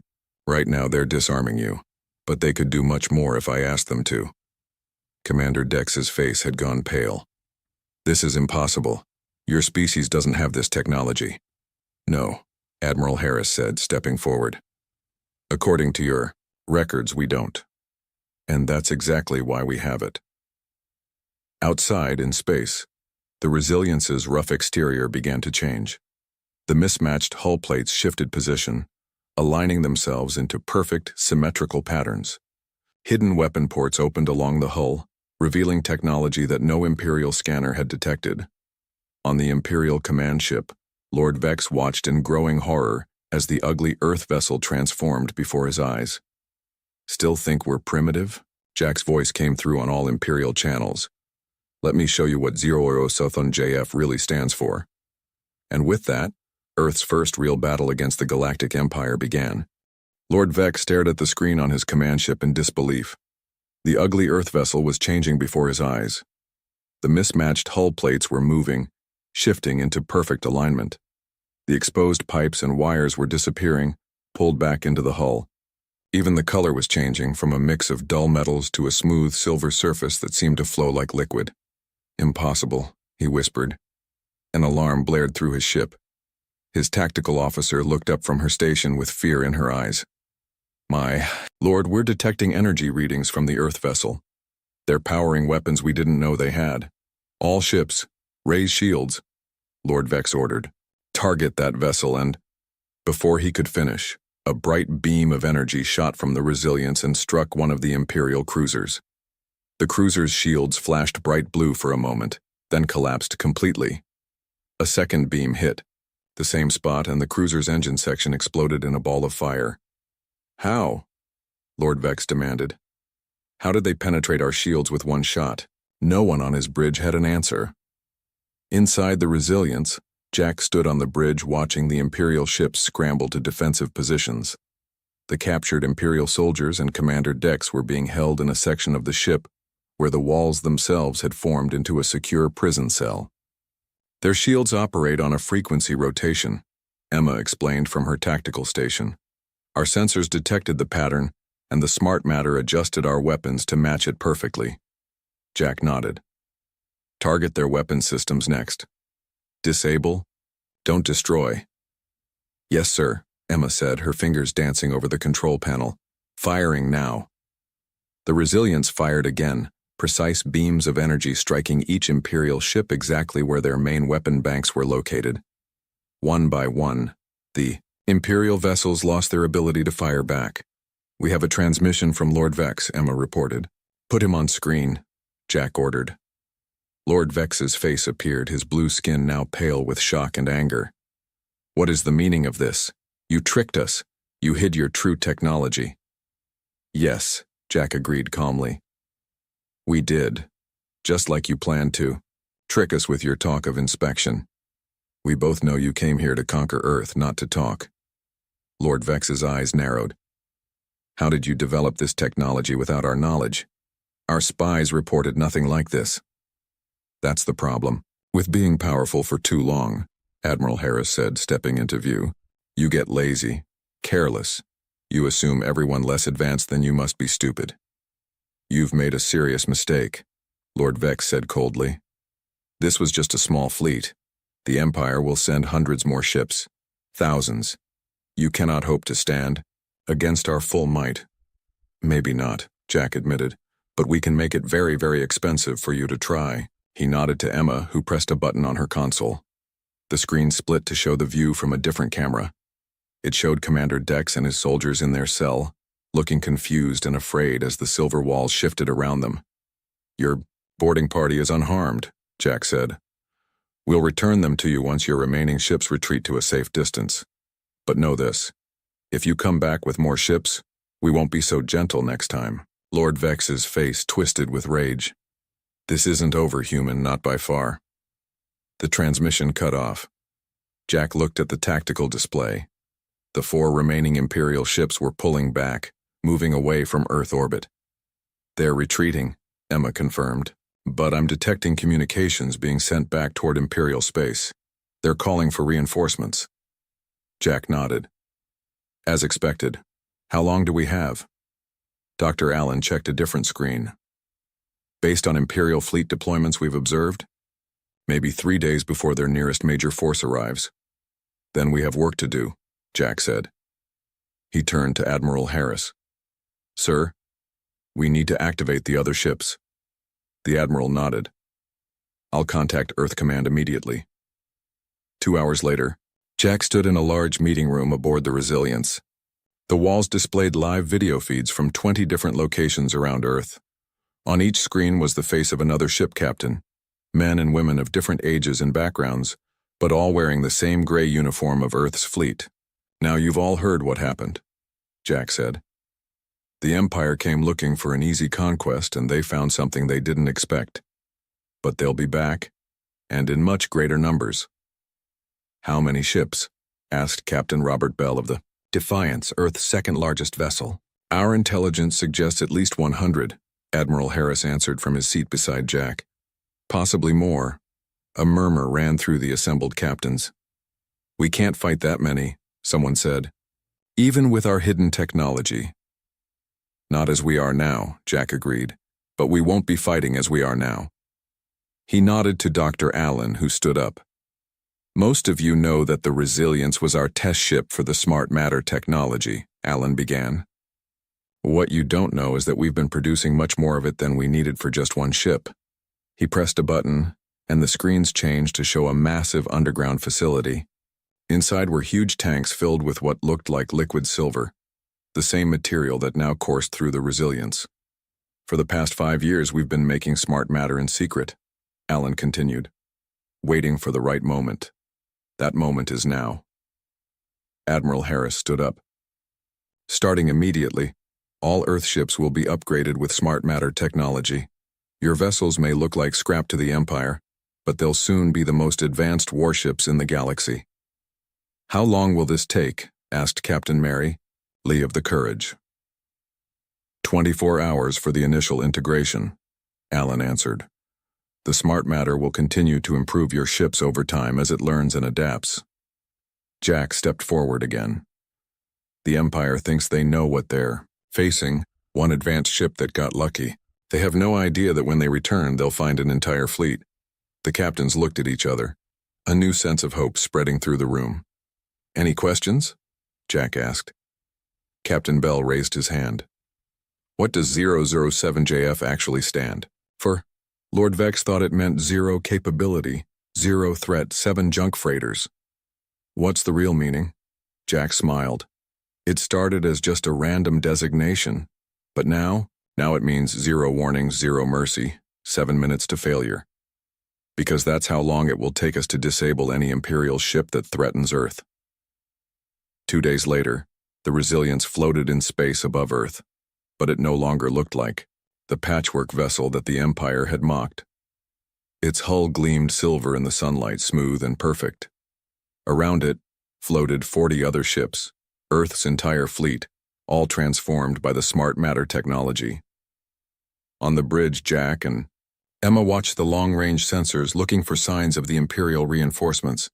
There, Emma said, pointing to a cluster of dots appearing at the edge of the solar system. Imperial ships dropping out of hyperspace, a lot of them. Jack counted the signals. 120 ships. Impressive. He didn't sound worried. In fact, he was smiling. "Should we move to intercept?" Emma asked. "Not yet," Jack replied. "Let them come to us. Let them see what they're really facing."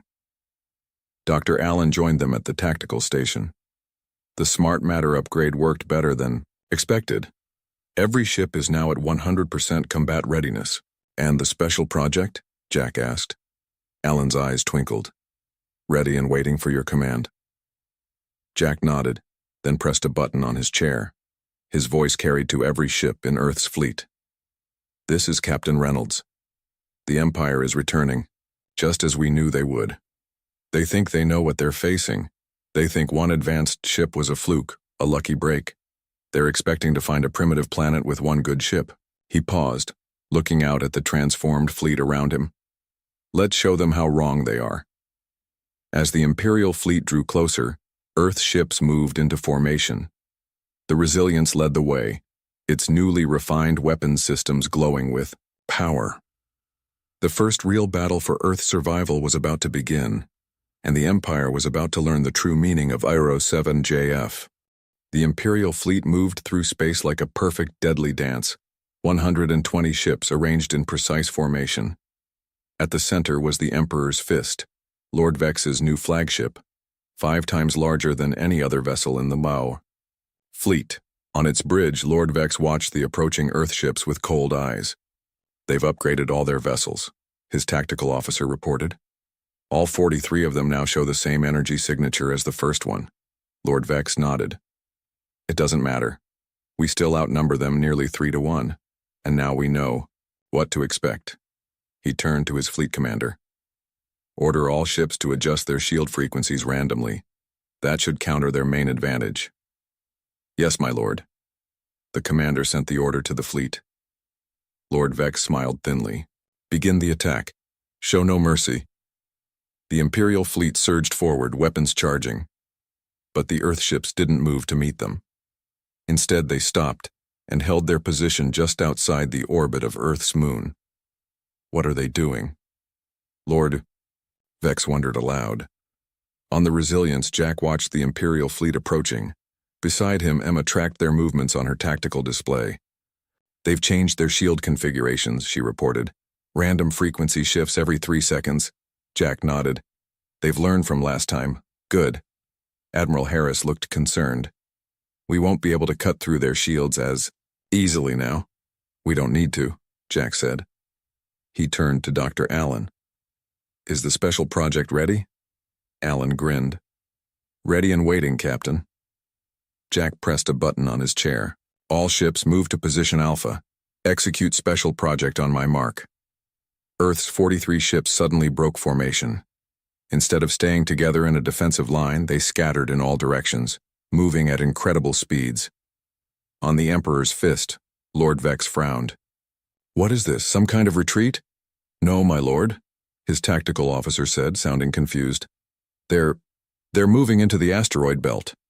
The space between Mars and Jupiter contained thousands of asteroids, chunks of rock and metal, left over from the formation of the solar system.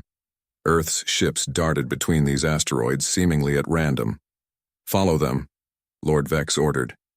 "Don't let them escape." The Imperial fleet changed course, pursuing the Earth ships into the asteroid belt. But the large, perfectly symmetrical Imperial vessels struggled to navigate the cluttered space. Several smaller ships collided with asteroids, their shields flashing as they deflected the impacts. "This is ridiculous," Lord Vex muttered. "Why would they—" "Wait." His eyes narrowed. "Scan those asteroids. Now." His tactical officer worked quickly, then looked up in alarm. "My lord, some of those asteroids are giving off energy readings. They're not natural." "It's a trap," Lord Vex shouted. All ships pull back immediately. But it was too late.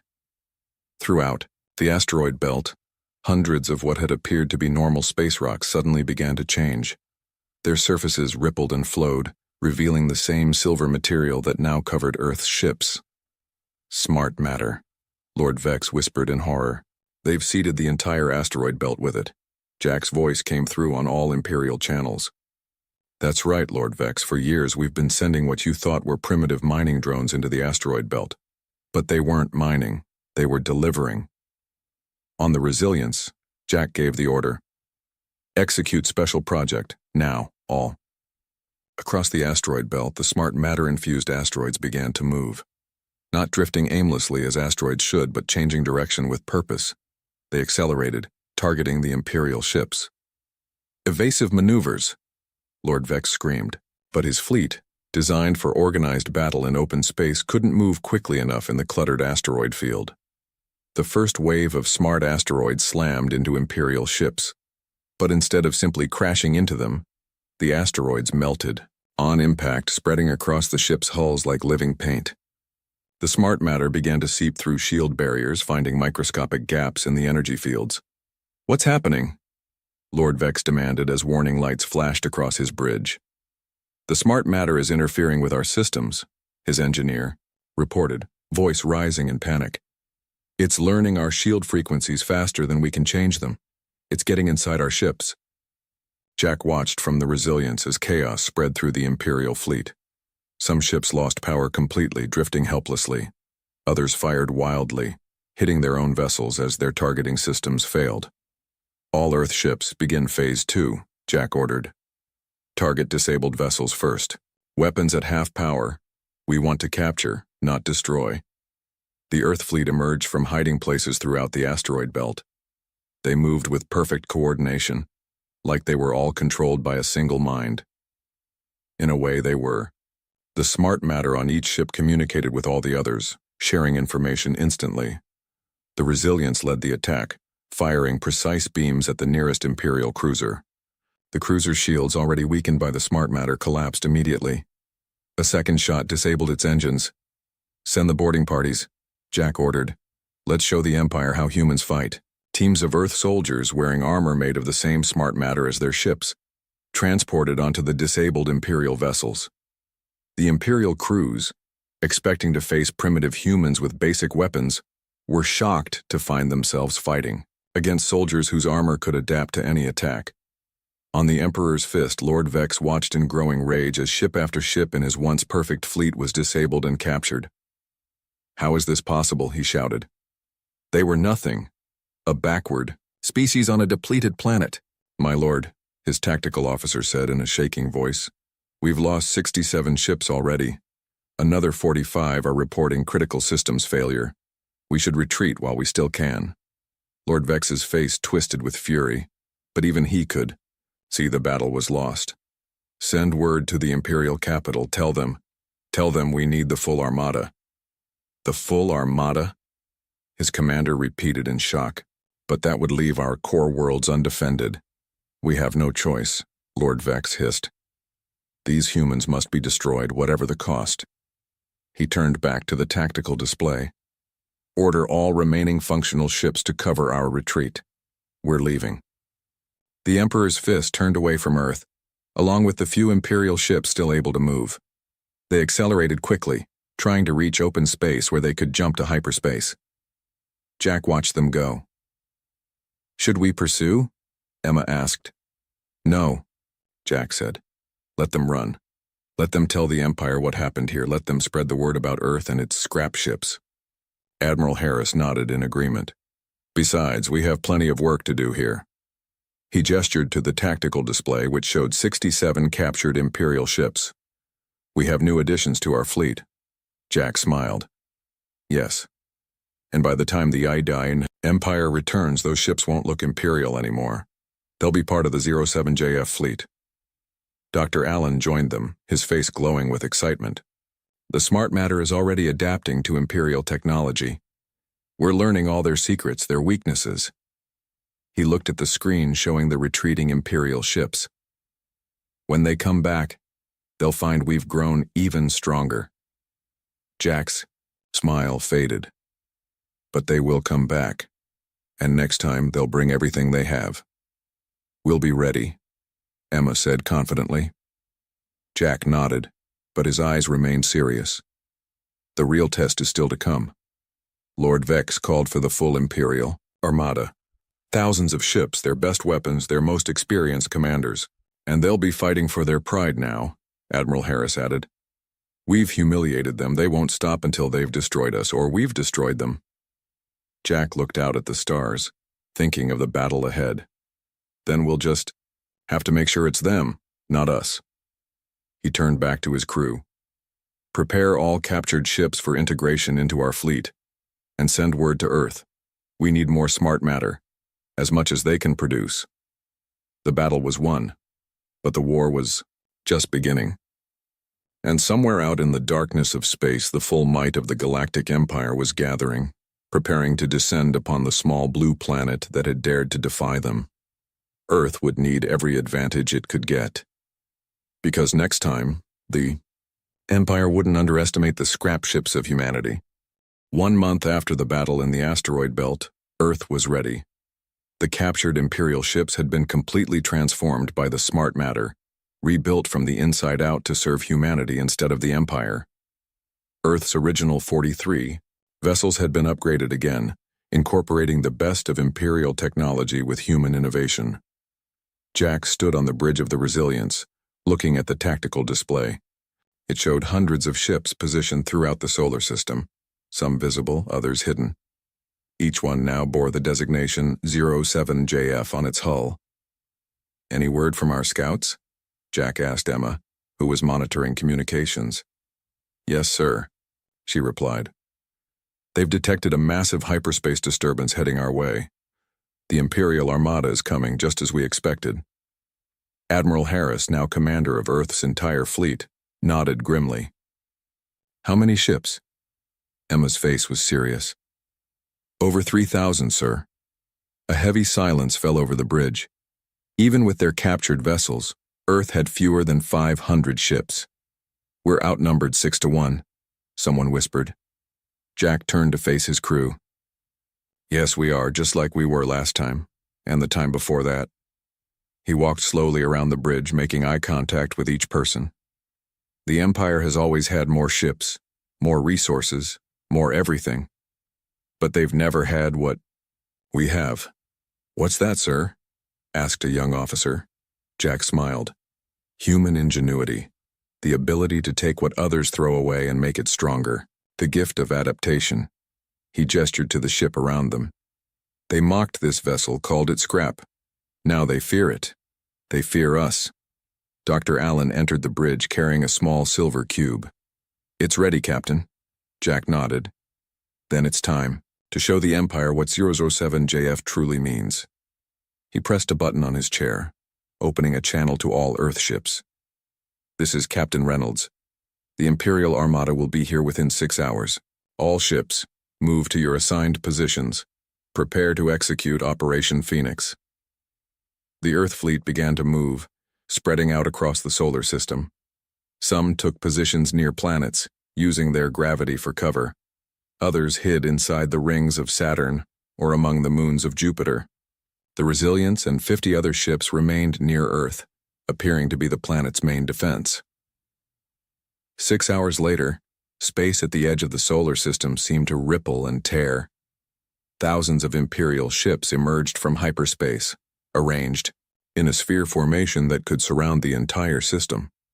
At the center was a vessel so large it looked like a small moon, the Imperial Judgment, personal flagship of the Emperor himself. A transmission came through on all channels. The face that appeared on the screen was not Lord Vex, but the Emperor, a tall, imposing figure with pale blue skin and cold silver eyes. People of Earth, the Emperor said, his voice deep and powerful. Your resistance has come to an end. You have caused the Empire embarrassment for the last time. There will be no mercy, no prisoners, no survivors. Your planet will be reduced to ash, and your species will be erased from the history of the galaxy. The transmission ended. The Imperial Armada began to move toward Earth, weapons charging. On the Resilience, Jack remained calm. They're following the exact approach vector we predicted. All ships, hold position. Wait for my signal. The Imperial Armada moved deeper, into the solar system, their massive numbers blocking out the stars. When they reached the orbit of Mars, Jack gave the order. Now. Dr. Allen activated the silver cube he had brought to the bridge. It began to glow with soft blue light. Throughout the solar system, something strange started to happen. The space between planets seemed to shimmer, like heat rising from hot ground. On the Imperial judgment, the Emperor frowned. What is that? Some kind of sensor malfunction? His tactical officer looked up in confusion. No, Your Majesty. Something is changing the space around us. Before the Emperor could respond, every ship in Earth's fleet fired at once, not at the Imperial vessels, but at the shimmering space between them. The energy beams disappeared into the shimmer, seeming to be absorbed by nothing. Then, across the solar system, the shimmer took form. The empty space was suddenly filled with thousands of ships, exact copies of the Earth vessels, each one glowing with silver light. Smart matter, the Emperor whispered in horror. They've seeded the entire solar system with it. Jack's voice came through on the Imperial command channel. That's right, Your Majesty. For the past month, we've been releasing smart matter into space, microscopic particles too small for your sensors to detect. And now, we've activated it. The smart matter ships weren't solid. Not yet. They were still forming, pulling themselves together from billions of tiny pieces. But they were real enough to fight. All ships attack Pattern Omega, Jack ordered. Show the Empire what Euro 7JF really means.